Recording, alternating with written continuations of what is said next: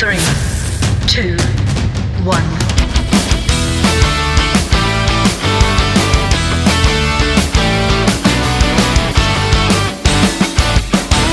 This week, as I was thinking about my talk, I was thinking about, there's kind of 4 legs of life, 4 main parts of our lives. Health, our body temple, finances, relationships, both romantic, familial, and others, and work and creative life. Those are kind of the 4 pillars of what's going on with all of us. And as I was thinking about that and the talk title, I realized that I need to remind everyone, including myself, that no matter what is going on in life, you got this. You got this. And so I was thinking about, well, why? Why? How can I say that to you? I know there's a lot of things going on with everyone in one part of those 4 pillars of life that doesn't seem to be very fun or is downright rotten. And I thought to myself, yeah, but we have to remember that we are not our DNA. We are not the statistics that we hear about in the news. We are, what are we? What are we? Well, that's what I want to talk about first. Who are we? Who are you? There's a quote by Unknown, whoever that is, very famous person, obviously Unknown. They have a lot of quotes. And Unknown said, "The same boiling water that softens the potato hardens the egg. It's what you're made of, not the circumstances."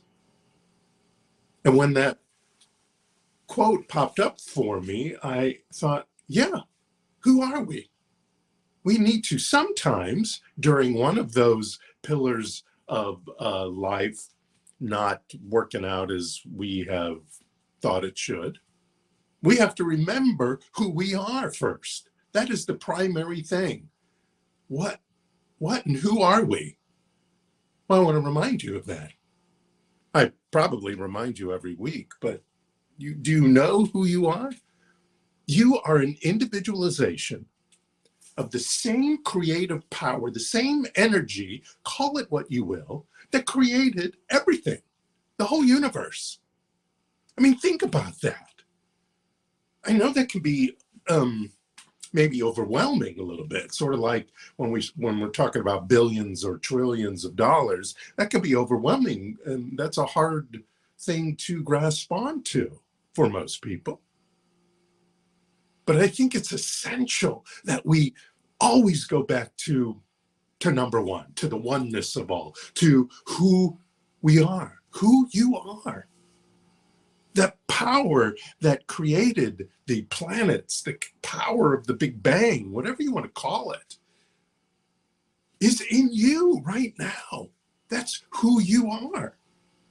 And you get to decide if you're going to get softened like the potato if you're in hot water in one of these pillars of life, or if you're going to harden up and like the egg does when this boiling water is in your pillar of life, whichever it is, finances, health. Are you going to harden yourself and know what it is that you get to do, which is choose? You get to choose what you're going to do in that situation, good, bad, or indifferent. The same boiling water that softens the potato hardens the egg. Which one are you going to be? You are all of it. Then I started thinking about, wait a minute, what about focus? We got to focus in life. What are we going to focus on? Well, Carlos Castaneda wrote, we either make ourselves miserable or make ourselves strong. The amount of work is the same. So what are you focusing on? You focusing on, like I've said before, the woe is me life or the wow is me life? Are you focusing on the negative? Now, I'm not saying you don't look at the negative. You want to look at the negative and go, okay, there's something I got to do about this. And I got to start in mind. I got to start with knowing who I am. And then I got to step into what it is I need to do and move through and take action with. How do I bust through, soar, and zoom? That's what I focus on. I don't focus on, oh gosh, this is awful. Oh, yeah, there may be a little bit of that. That's okay. You can have a little bit of a venting, even a little bit of a woe is me, but it's how long you stay in that. A minute. Give yourself a minute, 5 minutes maybe. But then you start realizing, wait a minute, I am the individualized power of the Big Bang, of that singular energy that created all. Wait a minute.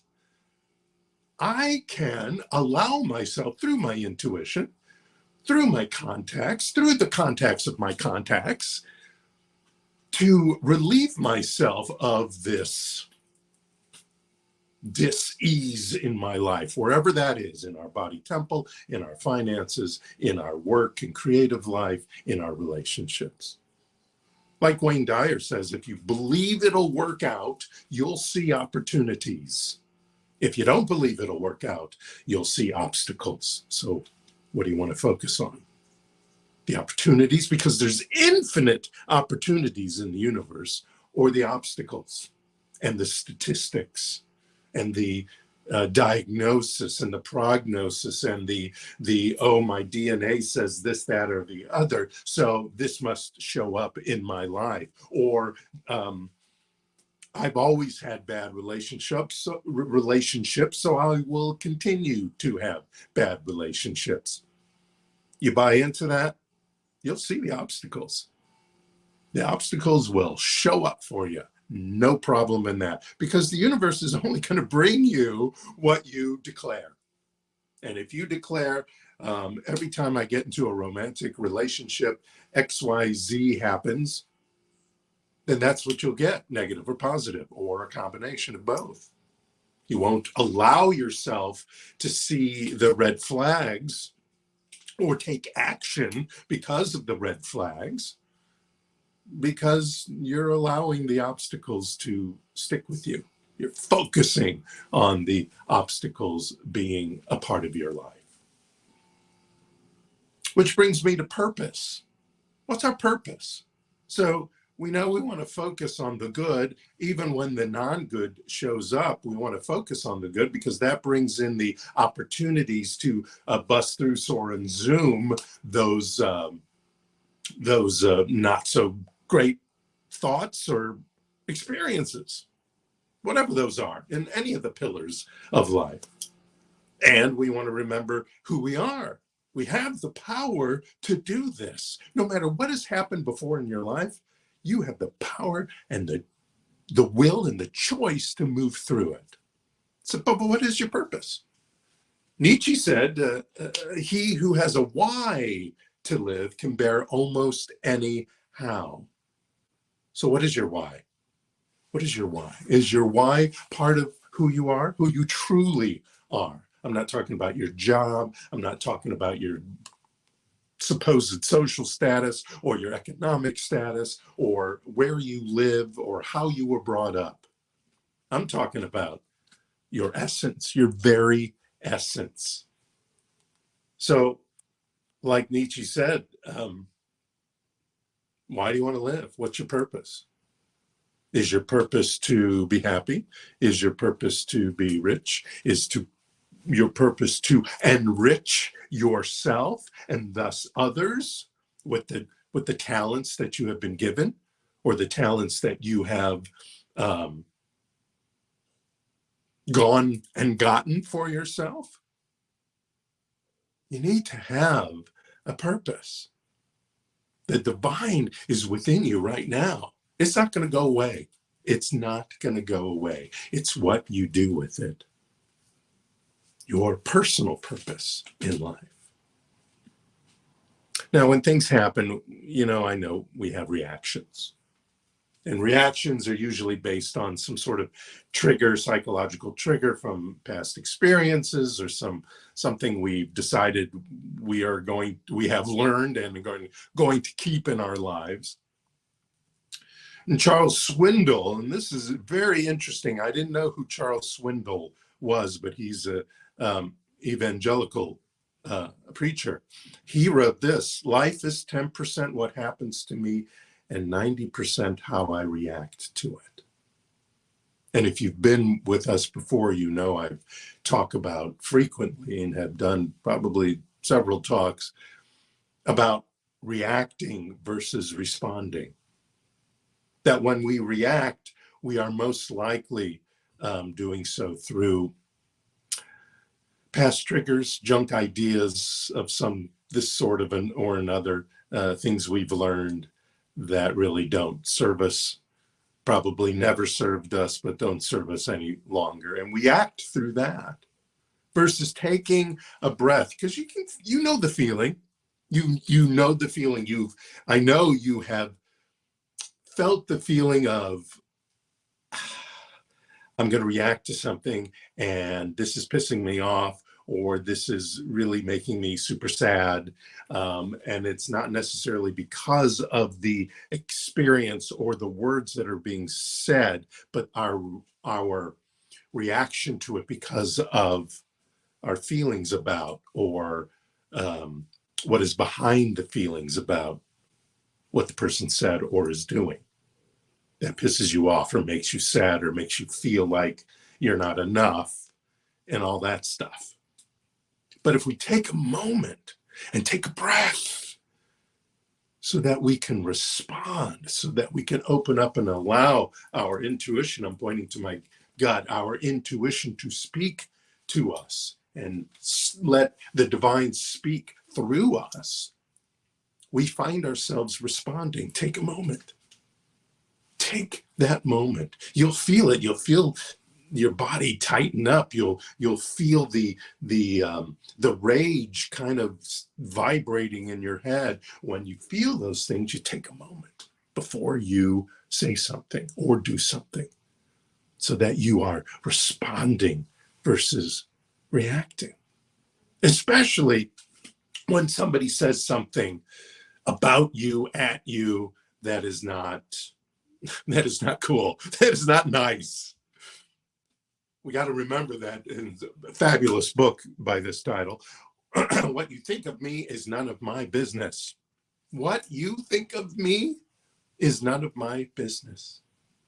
As Confucius said, our greatest glory is not in never failing or falling, but in rising every time we fall or fail. So it's going to happen. Somebody's going to say something, somebody's going to do something, and you're going to take it personally for whatever reason. I'm not judging that. It's what we do after we've taken it personally. Do we allow that to inform us, to validate or invalidate us? Or do we move through that and know that what you think of me is none of my business? I don't care if you're my boss. I don't care if you're my mate or partner. I don't care if you're my best friend. What you think of me is none of my business. What I think of me is all the business that there is. People are going to get pissed and, depending on their personality, lash out at you and trigger you. But what you think about yourself and your response based on what you think about yourself and who you know you are. Do I need to go through that again? Who you know you are. That individualization of the divine, my friends, the divine. How much more powerful can you be? When you know that, then you can respond. Now, I get it. I get the whole shadow self thing. And of course, I talk about self-talk all the time. And as Walt Whitman said, keep your face always towards the sunshine and shadows will fall behind you. That doesn't mean they necessarily go away all the time. That shadow, those junk ideas, that stuff that you've accepted usually because of negative stuff, which is where the shadow comes from, negative stuff, your upbringing, things like that, people, things that have been traumatic in your life, totally get it. Not downplaying that in the most, just reminding you that you have the power to put that stuff behind. Now, it may take a lot of spiritual practice or a little spiritual practice. It may take a little therapy. It may even take a pharmaceutical or two for a short time. That doesn't matter. Allow your intuition to show you those opportunities, to bring the perfect experts, whether it's a spiritual counselor or a psychological therapist or even a psychiatrist or whatever medical person or a life coach or something like that, that will show you, that will remind you who you are and the power that you have. Here's something Neil Gaiman, the author, great author, wrote, fairy tales are more than true, not because they tell us that dragons exist, but because they tell us that dragons can be beaten. Your shadow self can be beaten. You can live a life of looking in the sunshine and allowing your shadow to be behind. Your shadow maybe even to push you forward, to bring you forward, to inspire you, to provoke you to better actions, to better thoughts, to better ideas. There's a gentleman named Og Mandino. His most famous book is The Greatest Salesman in the World, I believe it is. It's a great book. He's written several. He said, I will love the light, for it shows me the way. Yet I will endure the darkness, because it shows me the stars. When we learn from the darkness, then we can move forward with only the sunshine in our face, busting through and soaring, and then zooming through our best life, whatever that looks like. You get to decide what that looks like, not me. And we do it one step at a time sometimes. Sometimes we have to, as the Buddhists say, take one step at a time. Go back into kindergarten mode if you have to. And kindergarten mode is when you go back to remembering who you are, going back to the basics. Like Napoleon Hill said, if you cannot do great things, do small things in a great way. Do small things in a great way. Don't allow yourself to be so overwhelmed by taking these giant steps. Take little steps and allow them to add up to the giant step. Sometimes I'll look at something that I have to do, something I need to write, some form I have to fill out that's pages and pages long, and I'm thinking, oh my gosh, this is going to take so long. And one question at a time, one part of the writing at a time, a chapter at a time, and do it well. And watch yourself quickly get to the end and do the overall great thing, the big thing. It adds up to the big thing. There's a Japanese proverb that says, fall 7 times, stand up 8. So if you see yourself keep falling and keep not succeeding, get up. You know, I've talked about this before, and there's so many examples. Colonel Sanders with Kentucky Fried Chicken, what was it? A couple of 1,000 times he heard no. Or Abraham Lincoln, that's another famous story about seemingly failure. I mean, this guy had a nervous breakdown. He had his wife passed away. His first wife passed away. He lost numerous elections. He failed numerous businesses, and yet finally became one of the, if not the greatest president we've ever had in the United States. Oh, that's a great story. You got to go back. I've talked about it. I've told the story, but He fell many times. Colonel Sanders fell many times, and they got up because on the 8th time, it happened for them. And there are less famous people who have done the same thing. Let me ask you a question. What music do you hear? Now, I'm not talking about on the radio or on your phone, or I'm not talking about that music, although that's great music. That's great music too. I'm talking about the music you hear in your mind. Do you hear the music of I Can Succeed? Do you hear the music of this may be difficult, but I know I can do it? You can do it, by the way. What voices do you hear? What voices, like I was talking about before, do you focus on? Here's another quote from Nietzsche.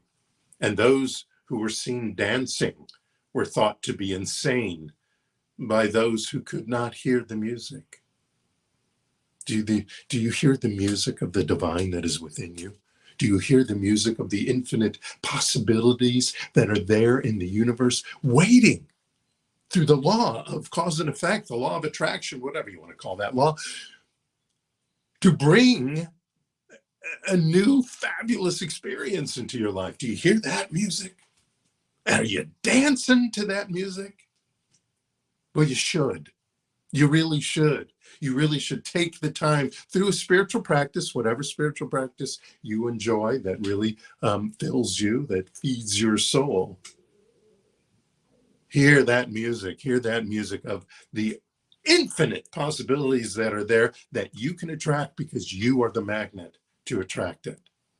And you are the magnet to bring people, ideas, corporations, whatever needs to, medical people, whatever needs to support you in this experience. Because they're all out there. They're all out there waiting for you to decide, to declare, to be who you are, and to attract them into your life. You got to bust through, soar, and zoom, my friends. Bust through, soar, and zoom no matter what. Good stuff, not so good stuff. There's always more to get. And that's exciting. That's exciting. Another thing Richard Bach wrote was, what the caterpillar calls the end of the world, the master calls a butterfly. Think of that. Be excited to go on to the next thing. Not bummed out because I thought I was on top, but now there's another top. Don't follow that idea. Don't follow that idea. Allow that experience, good, bad, or indifferent, to be itself and be in the now for the next exciting experience. Don't you like adventures?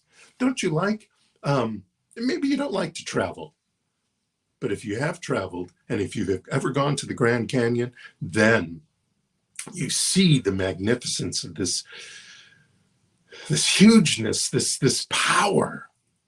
What an adventure that is. Your life can be that adventure, as big as and beautiful and powerful as the Grand Canyon. You got this. You got this because you got the power, my friends. You got the power. So you're going to be a caterpillar many times in your life. But the great thing about that is that you're going to also be a butterfly many times in your life. How fabulous. How fabulous that is. This gentleman, he's I don't know what he officially is, but he's an inspirational speaker. Let's put it that way. His name is Simon Sinek. And he wrote, people who wonder if the glass is half empty or half full are missing the point. The point is that the glass is refillable. Your glass is refillable no matter what's going on in your life. No matter what the prognosis or the diagnosis is, no matter what or how long the divorce took, no matter what the numbers are in your bank account or investments today or yesterday, or because of what's going on in the financial world, no matter what is happening in your job, that glass is always refillable. No matter if you only see things as half full and kind of get too attached to the negative, and that things can't get better, and the statistics of because of where you were born or the education you have or this, that, or the other, that you can't get ahead, or even whether you know that the glass is full and that your life is full. There's always room. There's always room to fill it with more water, more divinity. Well, not more divinity in that you don't have it all already. It's that your awareness and your use and your awakenedness to it, to the divine power that is within you right now, to the biggest gift we all have. I don't care how talented you are, how smart you are, the biggest gift is that we are always at choice. We are always at choice to be that magnet to that experience we want to have. And that experience we have decided and declared to have. The point of all of this is no matter what is going on in your life, good, bad, or indifferent, we can always bust through, soar, and zoom into the next and greatest experience, because there's always a greater experience. Not because it necessarily makes you more money, makes you more healthy, makes your relationships better, makes your work or creative life better, but because it makes life more adventurous and fun and more happy and more successful and more prosperous and more abundant. There's always more. It's a universe full of opportunities. That glass of yours, no matter how successful or quote unquote unsuccessful you are or feel you are or society says you are, but of course we know who cares what society thinks, because it's none of your business what society thinks. The point is the glass is always refillable. You got this, my friends. You got this. You are the divine incarnate right here, right now, as whoever you are. Whatever you do, you got this, and I know it. And if you don't know it yet, I know it for you until you pick it up and take it and run for it. Have the most succulent, succulent life. Namaste, my friends. Thank you so much.